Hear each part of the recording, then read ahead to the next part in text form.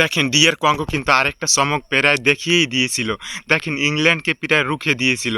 ৭০ minute পর্যন্ত কিন্তু তারা এগিয়েছিল ডিয়ার কঙ্গো। আপনি ভাবতে পারেন?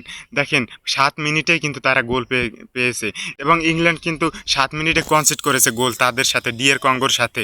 তাই ৭০ মিনিট পর্যন্ত সেই লিড ধরে রাখছে ডিয়ার কঙ্গো, দুর্দান্ত ফুটবল খেলে।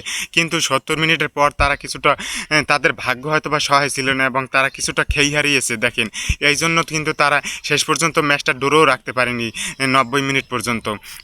৭০ মিনিটের পরপরই কিন্তু একটা গোল পেয়েছে দেখেন হ্যারি কেন, এবং একেবারে লাস্ট মুহূর্তে যাইয়ে ৯০ মিনিটের লাস্ট মুহূর্তে যাইয়ে দেখেন একটা গোল, আরও একটা গোল পেয়েছে হ্যারি কেন। দুর্দান্ত গোলে দেখেন দুর্দান্তভাবে কামব্যাক করিয়েছে ইংল্যান্ডকে হ্যারি কেন। দুর্দান্ত, এক কথায় অসাধারণ ভাই।